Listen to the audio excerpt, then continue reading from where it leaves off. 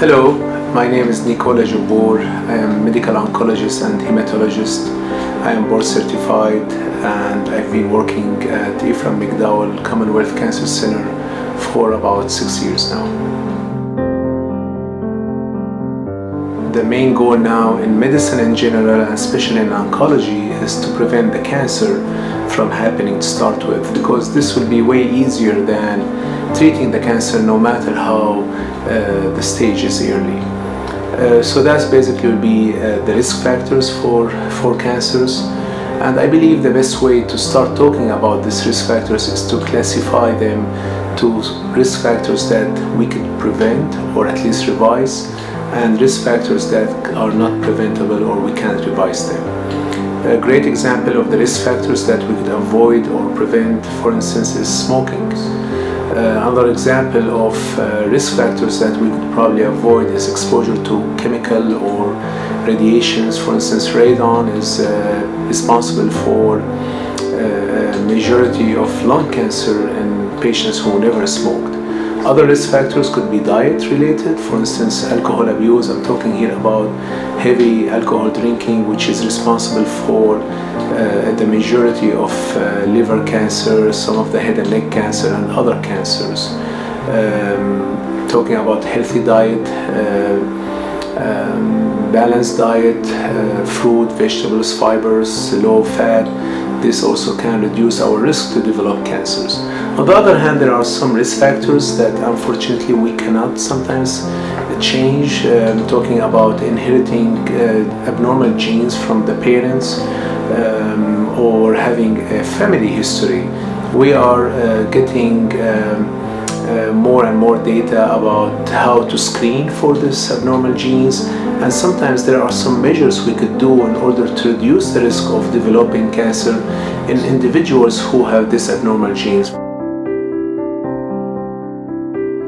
So there's no secret about it that the earlier you could detect the cancer, the earlier the stage is, the outcomes will be way better.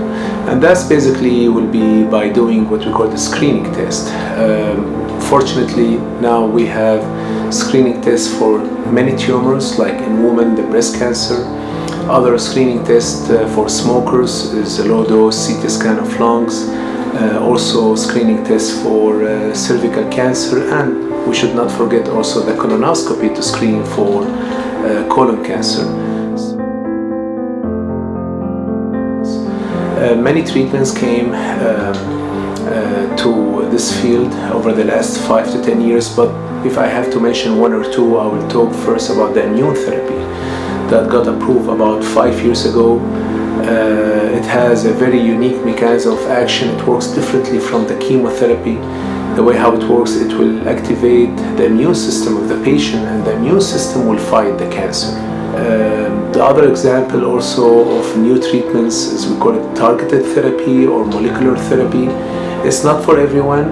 It's for patients who have a certain abnormal gene or markers in their cancer. This is maybe, for instance, 10 to 15% of the lung cancer patients. And this is most of the time is an oral treatment, pills. Patient can take it at home. It works way better than chemotherapy. It's usually has less side effects and can control the disease much longer. So I believe between the immune therapy and the targeted therapy, these are the most exciting new treatment came to the field.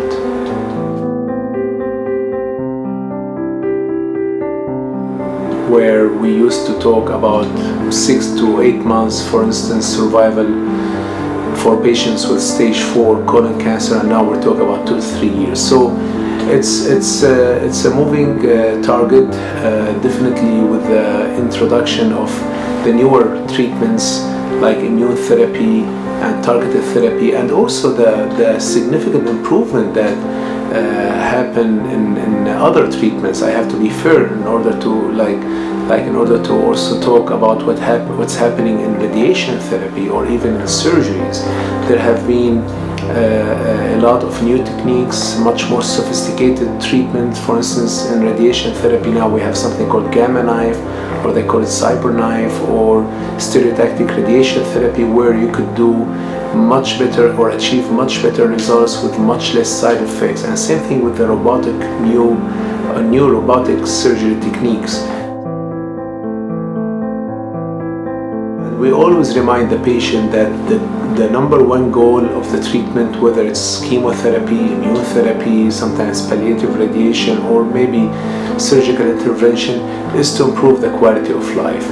Meaning, if the patient is in pain or have other symptoms, our goal is to control and palliate the symptoms. And if the patient already has a good quality of life, we try to maintain this good quality of life for the longest period possible.